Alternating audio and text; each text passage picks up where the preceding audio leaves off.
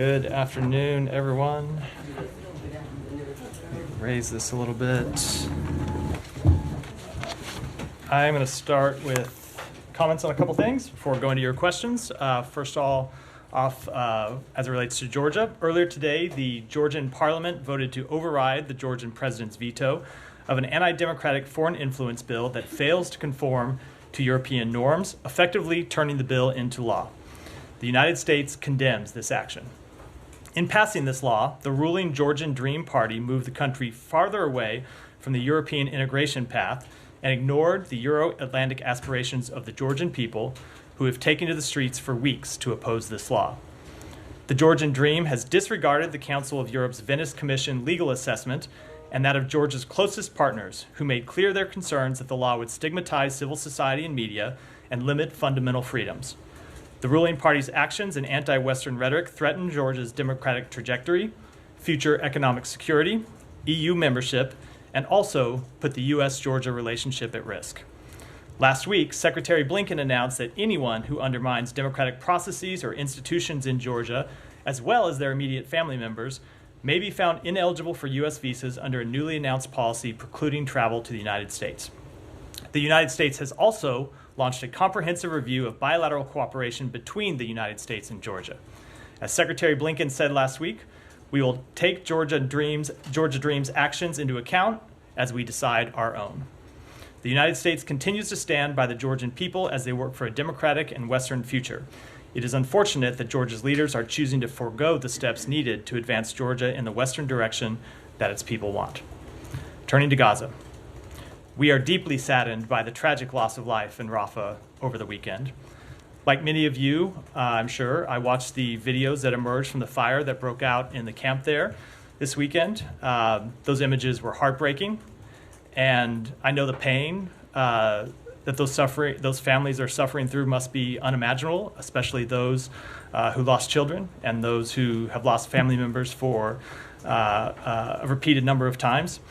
As we have said before, Israel has a right to go after the Hamas terrorists responsible for the cold-blooded murder of civilians, as appears to have been Israel's aim here, and Hamas should stop hiding behind civilians in Gaza. But Israel also has the obligation to do everything possible to minimize civilian harm as it carries out its operations. As soon as the United States saw reports of this incident, we reached out to the government of Israel to express our deep concern over what happened, asked for more information, and urged them to undertake a full investigation. Earlier today, Israel announced the results of a preliminary investigation and said that this strike was carried out using the smallest bomb in their arsenal, targeting terrorists 1.7 kilometers away from the Al-Mawasi area where the fire took place. The IDF is continuing to investigate this matter and has promised that its investigation will be swift, comprehensive, and transparent. We will be watching those results closely. And we will continue to emphasize to Israel their obligation to comply fully with international humanitarian law, minimize the impact of their operations on civilians, and maximize the flow of humanitarian assistance to those in need. With that, Ellen, you want to start us off? Hi, Matt. Yeah, thank you. This weekend, the death toll in Gaza passed 36,000 Palestinians. There are now 1 million Palestinians displaced by Israeli operations in Rafah and in the north. There hasn't been much at all humanitarian aid that can be delivered within Gaza for the past several weeks. We all saw the pictures, as you said, of this weekend of the civilians on fire in their tents and the child who had their head blown off, if that was an authentic video. And today, numerous witnesses are reporting to news outlets that tanks have moved into the center of Rafah. And today we had an Israeli strike, according to the Gaza health officials, on a tent that killed 21 civilians in an area that was not an evacuation area, with 13 of the civilians as women who were therefore non-combatants. And none of this obviously has crossed the red lines that President Biden has said, or the U.S. has said about providing improving humanitarian conditions or not going into the center of Rafah in a way that harms civilians. Can you tell me why it hasn't crossed those red lines, why the current humanitarian situation is acceptable, and why the situation in Rafah is acceptable? So let me now? just speak, because there was a lot in the lead up to that question, let me speak to some of the premises. So first of all, with respect to reports of tanks in central Rafah today, it's not something we have seen or have been able to verify at this point. I've obviously seen those reports.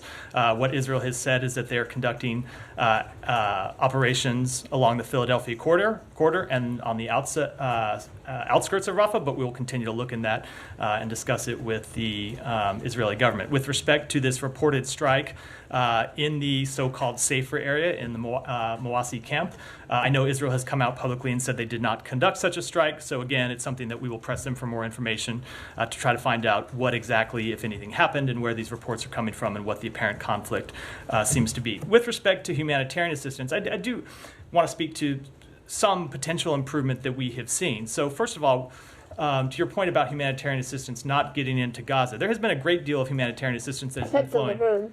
There has been a great deal that has been delivered into the north of Gaza over the past few weeks, something that happened because of the United States intervention and reversed a situation prior to that intervention where almost no aid was getting into northern Gaza. With respect to southern Gaza, it continues to be a real challenge. There are a number of things that have made that a challenge. One being the closing of Rafah Gate, two being obviously the military kinetic operations that are taking place there that make it tough.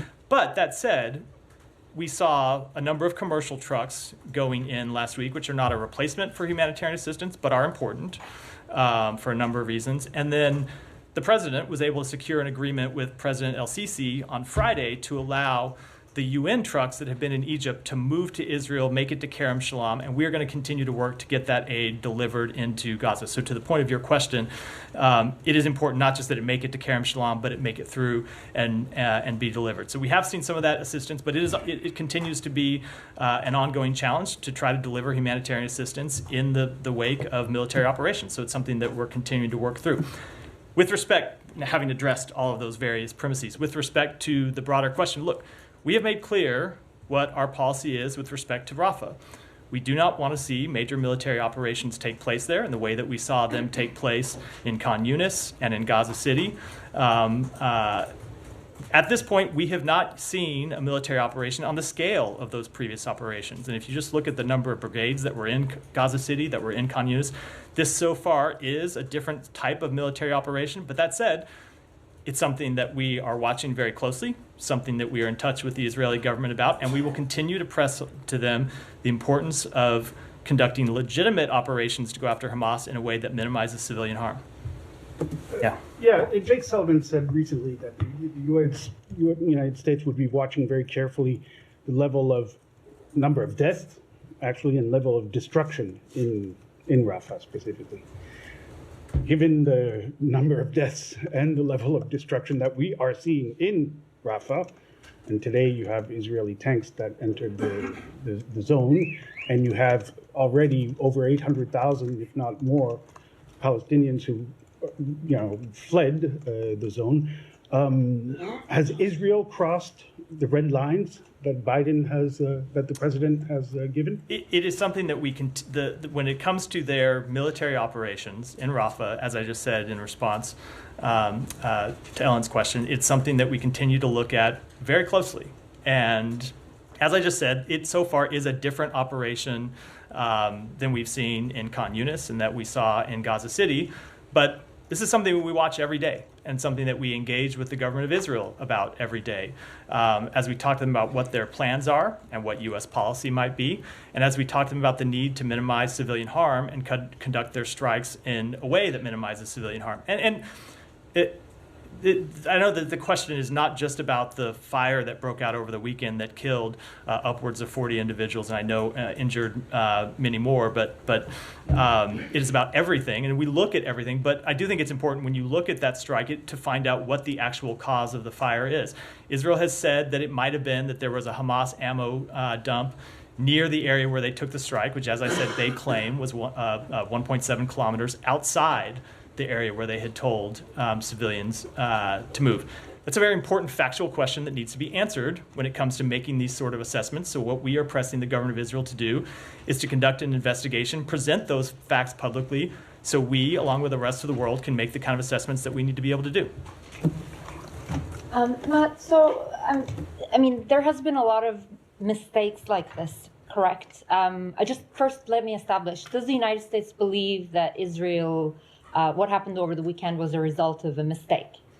So we are going to wait to see the full results of the investigation. We've seen, as I said, the preliminary investigation where Israel has said that they used the smallest bomb available to them to go after a very precise target. This wasn't a 500-pound bomb or a 2,000-pound bomb. I think it was like a 37 kilogram or 37-pound bomb, a much smaller weapon designed to hit one site 1.7 kilometers away from the Mawasi area where they have told civilians to move. Now, that said, clearly something happened. And what happened, we've seen Israel's claim that it might have been the results of hitting a Hamas ammo depot. It's not clear to me that they actually know. But they need to find out. They need to conduct the investigation.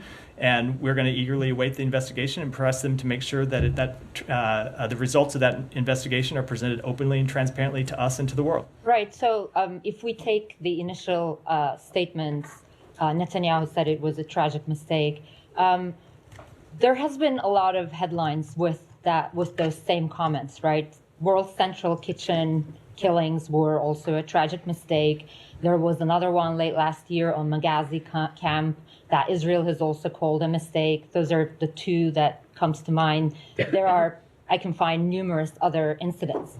Is the United States comfortable sending this many weapons to an army that seems to be making a series of mistakes? So let me say this. We are not comfortable with the loss of civilian life in any way, shape, or form. And I think we have made that quite clear.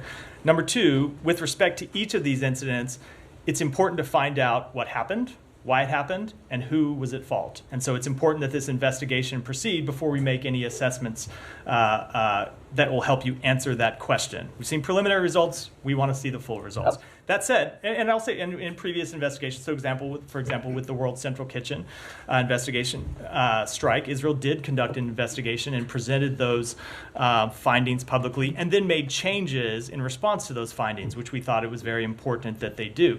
This seems to be a very different kind of strike, whereas in the World Central Kitchen, they made a mistake about what the target was, and they thought they were targeting Hamas terrorists, and they were not. That was a very clear mistake. In this instance, they were targeting what seems to be legitimate targets, and they were successful in taking out those targets.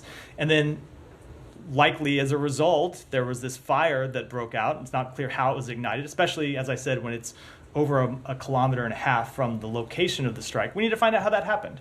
And if there are procedures that they need to put in place to prevent it from happening again, we expect them to put those procedures in place. When it comes to our policy, we have made clear that we oppose any full-scale military operation and that what the ramifications to our policy would be of them launching such an operation in Rafah. We haven't seen them do that yet, but as I said, it is something that we are watching every day and are in communication with them every day. Right, but a couple of more things. In terms of the accountability measures, you say that after the WCK attack, there has been some changes. But if we look at other incidents, the killing of Shireen Abu Akleh, for example, and there has been a series of different incidents that involved a large amount of killings of civilians. It doesn't look like the accountability measures are reprimanding certain forces. Are those really enough for the United States? We're talking about like the death of actual people here. We're talking about loss of life. Is the United States comfortable that several soldiers here and there are reprimanded, but what seems to continue to happen is there is a pattern of behavior, and that doesn't get to change in a large scale. Are you okay with that? So what we expect Israel to do is the same thing that we expect of our own military and the same thing that we expect of all our democratic allies and partners. We expect when people inside their military make mistakes or when they operate outside of compliance with their rules of engagement, their own rules of engagement, or they operate outside of compliance with international humanitarian law. We expect them to fully investigate what happened. We expect them to make changes to policy if changes to policy need to be made. And we expect them to hold people accountable if accountability is appropriate.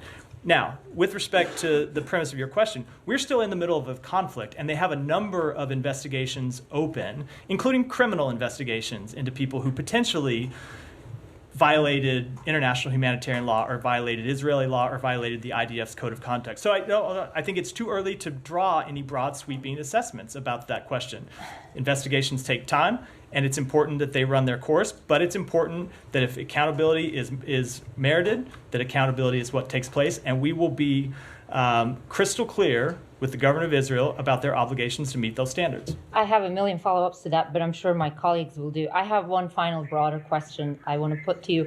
So since the start of this conflict, but specifically since U.S. response to ICC over the weekend, there's been a lot of accusation that U.S. is actually eroding the very rules-based order it has long promoted, particularly against China and Russia, because certain truths, they say, are in contradiction to its policies when it comes to the war in Gaza.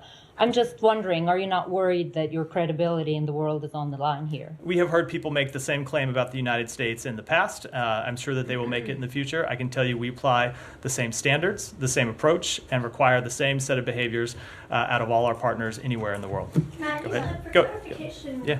you were saying that on the strike today, it seems like you were saying, no, I'm sorry, the strike on Sunday, you seem to be saying two things. One of them that the Israeli military hit 1.8 miles away and 0.7 kilometers. kilometers. That is what they have said. But another point you said that the civilians were 1.7 kilometers away from where they were supposed to be, which was Maybe I misspoke. I don't remember. But the point I was trying to make is the location of their strike, if you look at what the IDF has said publicly, was 1.7 kilometers away from the Al-Mawasi site where they have told civilians to go. Was it the civilians' fault for being where they are? No, that is not the point. That is not. I don't believe that's the point I made. It's certainly not the point I intended. The point was the fire broke out in the Al-Mawasi camp where civilians have fled. The strike was 1.7 kilometers away from there. How a strike 1.7 kilometers away ignited a fire that spread to that camp and led to that horrific loss of life is something that needs to be investigated. The IDF has said that they're investigating, and we are pressing them for results. Can I just ask you a specific question on that? Over the weekend, it was reported that there was a U.S. official who said that Israel told the U.S.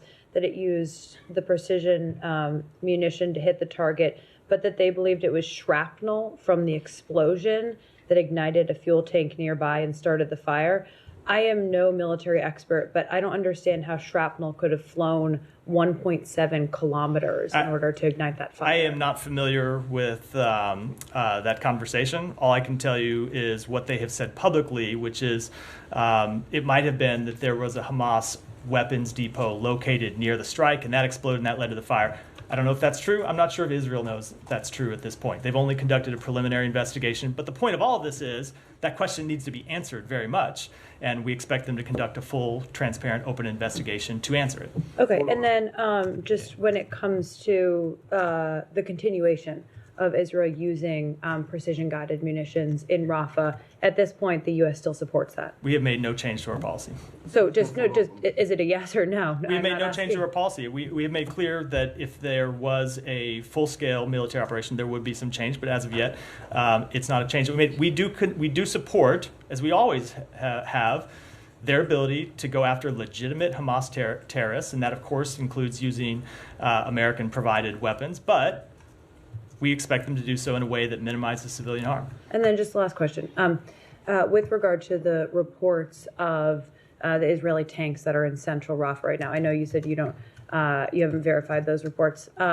Has the U.S. asked Israel about those reports and an explanation for why those tanks might be in central Rafah? We are in constant dialogue with them about their military operations and potential military operations in Rafah. I'm not going to get into any specific conversations, but we are constantly interrogating them about what they're doing and what they're planning. So it's safe to say you've interrogated them. It's not going to go beyond that. Go ahead, and I'll come to you next. On the numbers of people who fled Rafah in the past few weeks, it's 1 million is the reported number that's coming from UNRWA. is the US satisfied with the plan or lack thereof of where these people are going? Obviously, there's the argument that they're not safe wherever they go, especially since Rafah was a place where they'd gone to be safe. What's your understanding on Israel is also saying that they've been evacuating people. What level of evacuation are they assisting with? Is that accurate? What's your understanding? I will let Israel speak to what they are doing. I will say that the humanitarian situation continues to be incredibly challenging, not just in Rafah, but throughout Gaza. And two things about it. One, it's why we are working so hard to increase the flow of humanitarian assistance and unlock policy barriers and unlock logistical barriers and unlock other barriers, the way the president was able to do on Friday. But that said, there is an additional problem, which is the fighting in Gaza right now is not just confined to Rafah. You've seen Israel have to come back in and undertake clearing operations in places that they have already cleared in central and northern Gaza. And it goes to the point that you have heard us make, that while it's important that Israel have a plan to fully, to the best of their ability, eliminate Hamas's ability to continue to carry out terrorist threats, they also need to have a plan for the day after. And that without a plan for the day after, there will be no day after. So when you see Israel conducting military operations in places where it had previously conducted military operations and thought that it was done, it does give us great concern about the sustainability of this conflict. I understand, but just more specifically, does the US have an understanding about where most of these people are going? And whether or not where they're going. My understanding is that they have gone to a number of different places. Some of them have gone back to Khan Yunis. Some of them have pushed into Western Rafah. Some of them have gone to Mawasi. I don't think there's any one answer to. And does the United States have an understanding of how much the IDF, the Israelis, are assisting them or not? I just don't know. Sorry. Go ahead. Just want to clarify something about the target, that it's 1.5 or 1.7 kilometers away from the camp. Is this your assessment, or you are Again, I thought that I was clear about it, but just to make perfectly clear, that is what the IDF has said publicly. And they announced that today, that it was the result of a preliminary investigation. We are expecting them to complete a full investigation and make that public, and we will push them to do that. All right. The U.S. does not have an independent assessment. You don't have any assessment? No. Or if it did even happen in 1.7 or not? No, this is no. Now, I just want to go back to the ICJ ruling over the weekend or last Friday, and a lot of the reading in the region now is that this two incidents now in Rafah is an Israeli response to the ICJ, that we're not going to stop that. What is your assessment? So we have made clear that we respect the court's vital role in this area, and that we fully expect Israel to comply with its obligations under international humanitarian law, and we will keep pressing them to do that. I don't know that there's any reason, any way to draw a connection between the two. The importance to us is the important question to us is whether Israel is complying with international humanitarian law or not, and that's something we're pressing them to do. And so do you want Israel to then accept this order from the ICJ? We want them to fully comply with their international humanitarian law obligations. We respect the court's role. Israel has said that they are complying with the court's order. My understanding of the way the process works is that assessments of compliance are made by the court at the next step of the process, so we'll defer to that. Saeed, go ahead. Thank you. First, I want to give a shout out to my student visitor friend from Gaza, sitting in the back, and they came with me today to attend the briefing. Welcome. So, yeah. I wanted to follow up on Leon and Humayra's questions on the red line. Is there actually a red line? I mean, do you have a yardstick by which you measure a red line that Israel may cross or may not cross? So what is that? The National Security Advisor to the President spoke to this last week from the White House podium and made clear that there is no mathematical formula that you can apply, but it's something that we will be watching very closely and discussing with our Israeli counterparts. So in theory, Israel can strike anywhere, basically, and say, they were Hamas operatives. So We I'm not could do going to I'm not going to deal with your theories. I'm going to deal with reality, and what we have said is how we will assess their compliance with this question. But that is plausible hypothesis. No, it is not. It's not a plausible. I'm not going to deal with. I think Okay. you know I don't deal with hypotheses. I try to deal with facts from this podium. So I just wanted to ask you the statement that was issued by this administration over Rafah. When you say Israel has the right to pursue Hamas or to go after Hamas, isn't that implicitly a green light for them to do whatever they want under that pretext? No, and Saeed, I think that ignores everything that we have said a number of times. It absolutely is not. It is. Okay, It is. okay, It is encouraging them to take out terrorists who launched a brutal attack Right. on the state of Israel and carried out the cold-blooded murder of civilians. And at the same time, we expect them to do so in full compliance with international humanitarian law, minimizing the harm to civilians. And I know I've pointed this out to you before, Saeed. Okay. Hamas could make this a lot easier by stopping hiding behind Right. civilians. Okay. Well, yeah. I mean, 2 weeks ago, I remember asking you from here on, and I in fact mentioned the name of those who were killed. 4 of them were children, and so on. When they, whether they are going to be safer in Mawasi and in Tel Sultan, where they were hit, where they were asked to leave. At the time, seemed like part of a larger plan to move people into a safer zone. But obviously it's not. I mean, we saw killing 45 people in Rafah. We saw killing another 21, nobody knows how many, and so on, just yesterday. So there seems to be no end. Do you guys have any kind of perception on how this thing is going to end and when this horror show stops? Saeed, as often, there was a lot of premises before you got to the question. Right. I will say with respect to the premises, we've been very clear. Of course, Israel should not carry out strikes in the designated safer areas where they have told people to move. They say that's not what happened here. They're going to conduct a full investigation. We're going to wait the outcome of that investigation before passing judgment, as I think is fully appropriate to do. We want to have all the facts at our disposal. When it comes to how this ends, I think we have also been pretty clear that in addition to a military plan, Israel needs to have a political plan for the day after and for presenting an alternative to Hamas. And we have not yet seen such a plan, and we've been working with our partners in the region to come up with one that we will present to the State of Israel because we think that is just as important as the military campaign they're conducting. Lastly, on the aid, if you guys are unable to influence Israel on allowing aid in, what makes you think that you're going to be influential with their military operations in Gaza? So again, I'm going to reject the premise.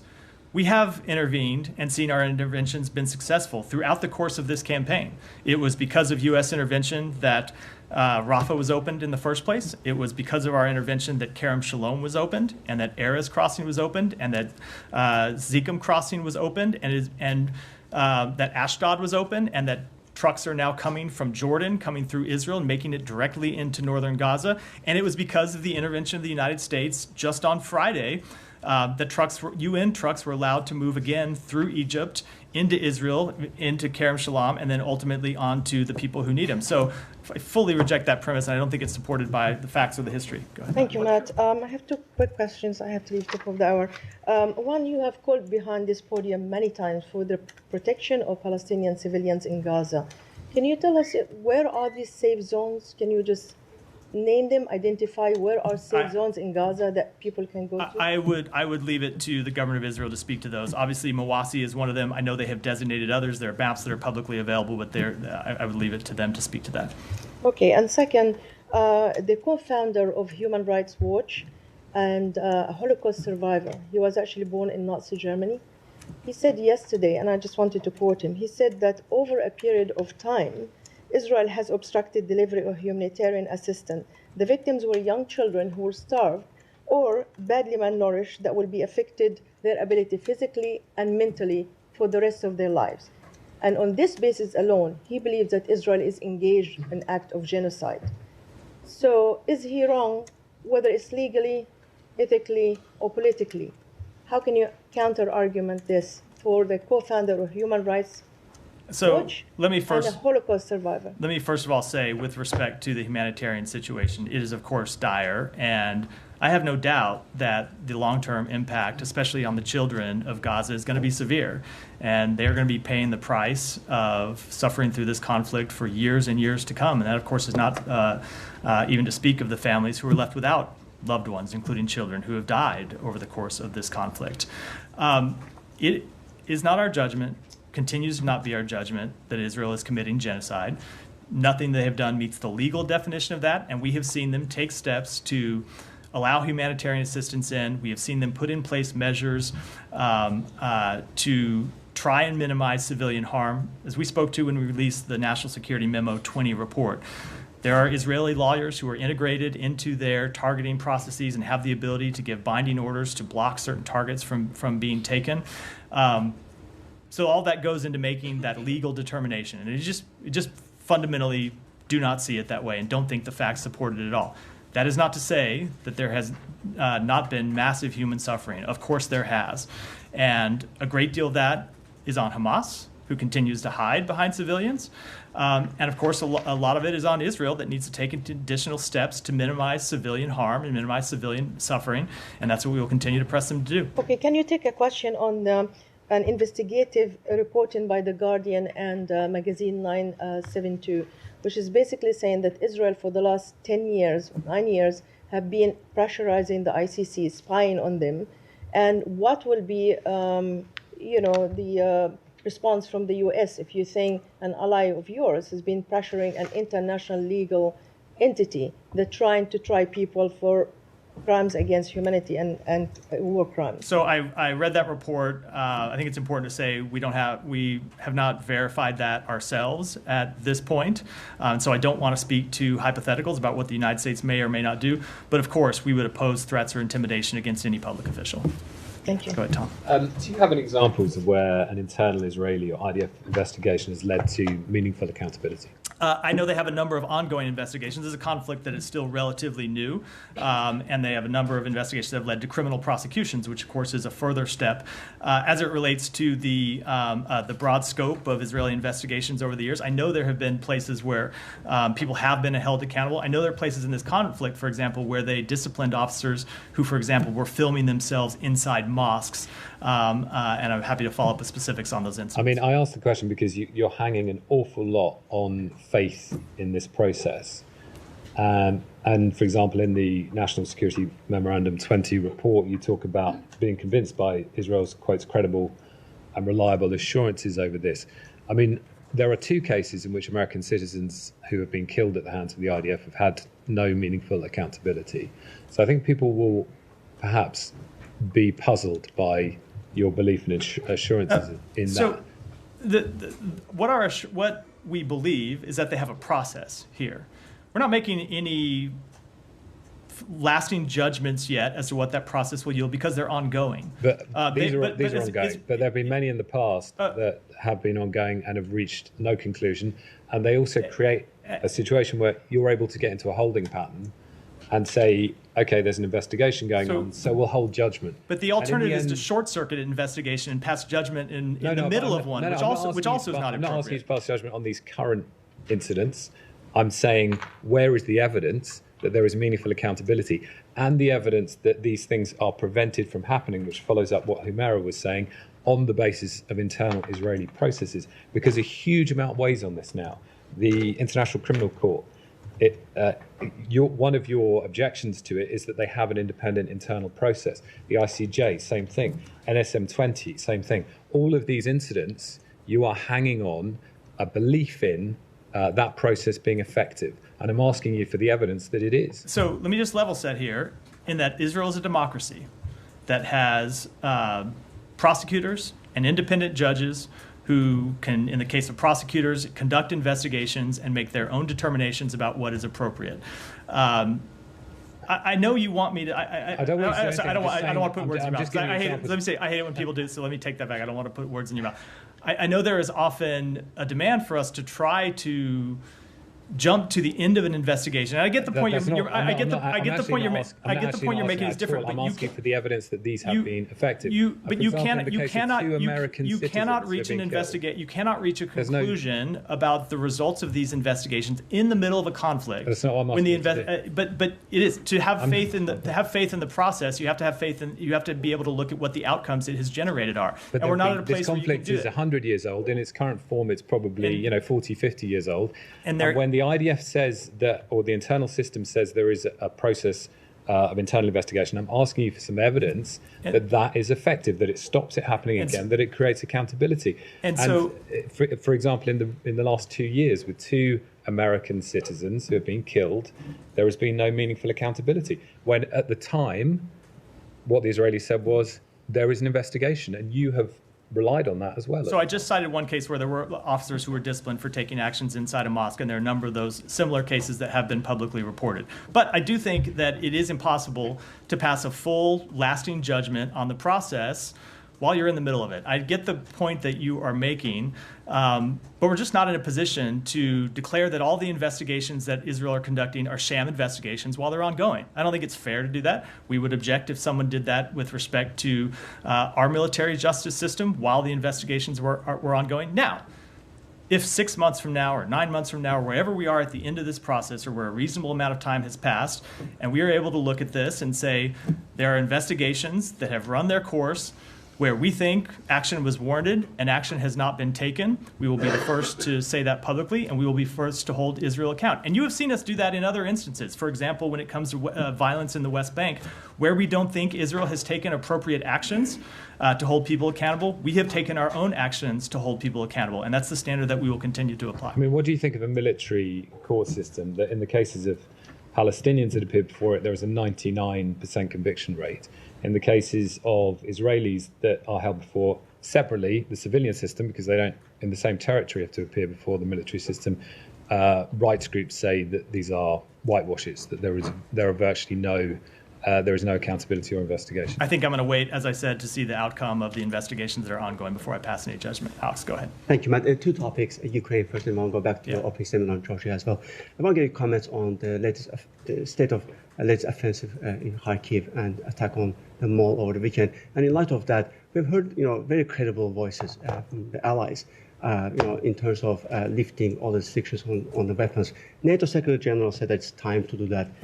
Baltic states say that it's time to do that. Poland says that. Britain says that. U.S. Congress says that. Helsinki Commission said that. Are they all wrong? I will say that we continue to see Russia launch intentional strikes on civilian targets. And unlike other conflicts where I think people will ask me questions about, the Ukrainian military is not embedding itself inside malls and schools and other civilian targets that the Russian military continues to hit. And so we will continue to support Ukraine by flowing weapons to the front lines. And you've already seen a number of drawdowns from the supplemental package. A great deal of that assistance has already reached the front lines. When it comes to our policy, I spoke to this last week, and the Secretary has spoken to this.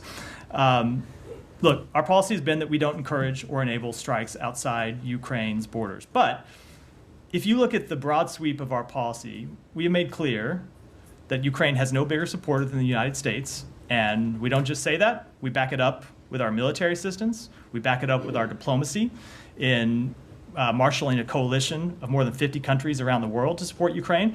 And we back it up with the measures we've taken to hold Russia accountable. Are you open for further consultations on this very topic? Secretary's going to meet with NATO Secretary General. Look, we always discuss with our allies and partners whatever is on their mind, and we have those meetings, but I don't have anything further to offer. Thank you. Back to Georgia on your opening statement. Is it fair for us to expect more than just verbal condemnation? I know you just said that we're going to take action. So Alex, well, hold on. The only reason I'm going to laugh is for weeks.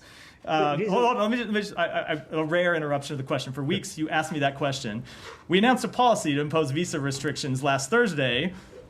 And then today you're asking me if we are going to do more than verbal condemnation. When I think if I check the record, that's exactly what we did last Thursday. But sorry, go ahead. To explain where I am coming from. We were told, for many years in this room that sanctions are meant to be, behavior change. To just encourage behavior change, not for punishment, right? I mean, I do understand you said we're going to take action when we want, but I'm just failing to understand if you're going to do it eventually, and the sanctions are meant to be to change behavior, why don't you just hurry up? So we announced this policy on Thursday, so I know you want us to hurry up. I will also say that when we make further designations, those designations aren't public, so you won't necessarily know when we designate people with visa restrictions because they're confidential under federal law.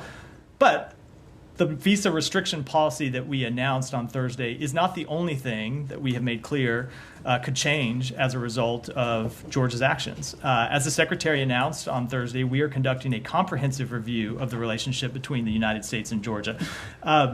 We provide Georgia $390 million of annual assistance every year for things like military assistance, economic development projects, building institutions, civil society. And we have to reassess all of that if the Georgian government is going to now regard the United States and other Western partners not as partners anymore, but as adversaries. There's another law that they passed today, overrode, the president's veto, which is called offshore law. Do you have any reaction to that? I'm sorry, what was that? Offshore law. It's going to allow, the Georgians. Separate and apart from the one I'll have to follow up and get a reaction. Go ahead. I ask about Iran. Yeah. There's reporting today or yesterday that the U.S. is urging allies, particularly the UK and France, to back off efforts to censure Iran at an upcoming IAEA meeting for fear that it could trigger some sort of reaction from Iran. Is there any accuracy to that reporting? No, that report is not true. We have not lobbied any country to vote against or abstain from any resolution in that regard. We are actively increasing pressure on Iran through a combination of sanctions, deterrence, and international isolation to counter their destabilizing behavior and prevent them from obtaining a nuclear weapon. Janet, go ahead. Thank you, Matt.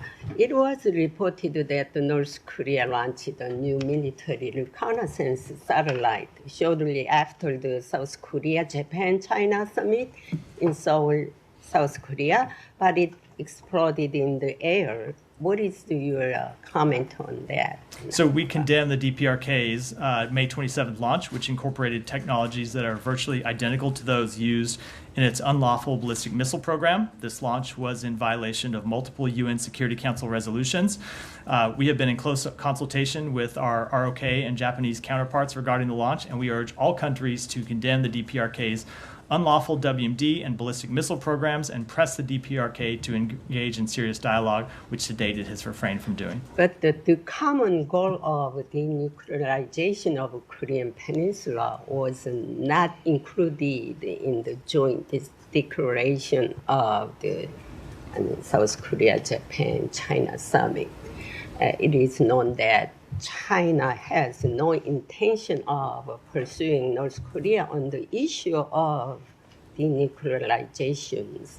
Can it be seen that China is tolerating North Korea's denuclearization? So I will just speak for the United States and say that we have made clear, including in our direct engagements with the People's Republic of China, that we would welcome them playing any kind of productive role in countering the DPRK's unlawful weapons of mass destruction programs. We will continue to make that clear, and I think I'll leave it at that. Taiwan. Yeah.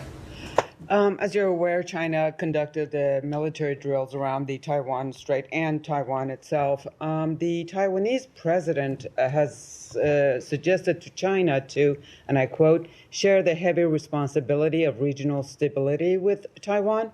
Do you think this is a good move on the part of Taiwan, and do you have any general comments on this suggestion? I'm not going to speak to that in specific. I will say, with respect to the PRC's activities, we put out a statement from the Secretary on Saturday where we expressed our deep concern and said that we think the PRC should do everything to maintain stability and refrain from taking actions that increase destability across the Taiwan Strait.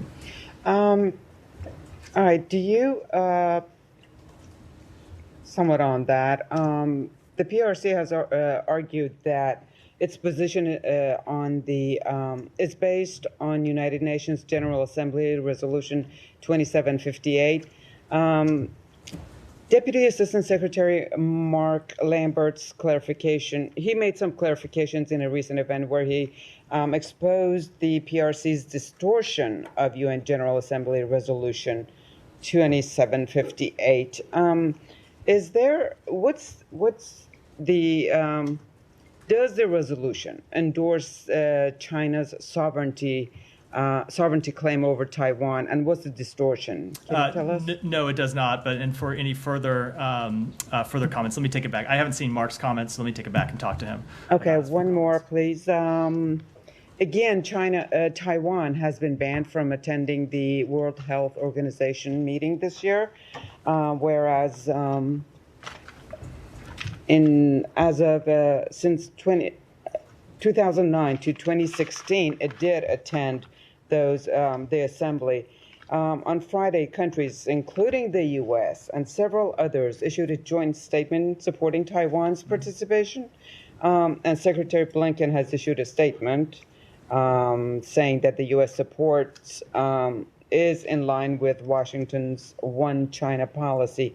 Do you have any further comments on that? Can you spell out the difference between Washington's One China policy and Beijing's One China principle? So I don't really have any further comment to those two statements that we put out. Our One China policy has not changed, and we have made clear repeatedly that we think Taiwan should be able to participate in the WHO session, that we think that when they were a participant, they brought meaningful expertise that enriched the discussions there and the debates there, and we want them to be allowed to participate in future sessions. Okay, thank you. Go ahead.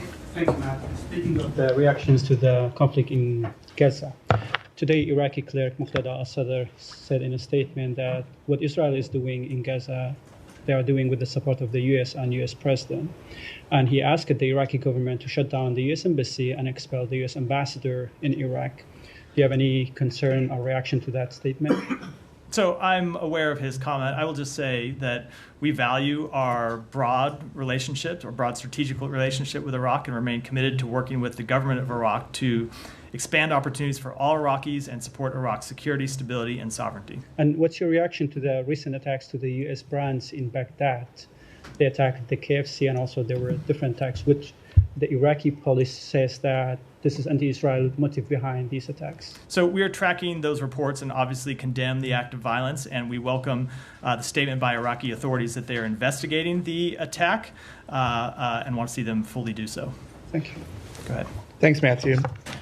What is Secretary Blinken's goals at the NATO foreign ministers meeting? So we did a call on that last week where we outlined what we intended to cover at the NATO foreign ministers meeting. The Assistant Secretary for Europe, James O'Brien, discussed that, and I will refer you to the transcript for a kind of full elucidation of the trip's goals. But I'll say in general, this is it is the last meeting of foreign ministers before the Washington summit in July. So it will be making the final preparations for the summit, including talking about our broad support for Ukraine. And what consequences could the U.S. impose on Israel for the bombing in Rafah? I have spoken to that, I believe, at length already. Okay. And how does the U.S. feel about Israel taking responsibility for the bombing in Rafah? Is it sufficient? Is it sufficient? Again, I think I spoke to that at length and to a number of questions already. So go ahead. Thank you. A thorough joint investigation by German-based DW and Zeitung and Sweden-based Natro News revealed that former and current members of the Bangladeshi Death Squad Rapid Action Battalion routinely get deployed as UN peacekeepers. Since the U.S. sanctioned RAB for gross violation of human rights, how concerned are you that its officers are being deployed in UN missions that the U.S. funds significantly, around 27% fund contributing by the U.S. from the taxpayers' money? So we're aware of these reports. Peacekeeping operations play an essential role in promoting international peace and security, and it is essential that peacekeeping personnel protect human rights. In accordance with the UN due diligence policy, the UN relies on troop and police contributing countries to self-certify that they are not sending troops or police who are implicated in committing human rights violations or violations of international humanitarian. Following recent revelation of the immediate past police chief's massive corruption in Bangladesh, who is subject to 2 U.S. sanctions, could you tell us whether any U.S. agency has found any of his assets stashed in the U.S. or any other country, and whether the U.S. has frozen such assets? Similarly, do you have any findings about corrupt former Army Chief General Aziz, as you imposed visa restriction recently? Will you take any action against the regime's top leadership, essentially from where these individuals are getting a free pass to do anything or everything? So with respect to the first question, I don't have anything announced. With respect to the second, I'm aware of the allegations and the media reports that you referenced. We've been quite clear that we believe corruption saps economic growth, hinders development, destabilizes government, and undermines democracy. We have made anti-corruption a core national security interest since the outset of this administration, and our detailed implementation plan for this strategy has been articulated at a number of senior levels, but I don't have anything new to announce, and as you know, we never preview sanctions or other actions that we might take.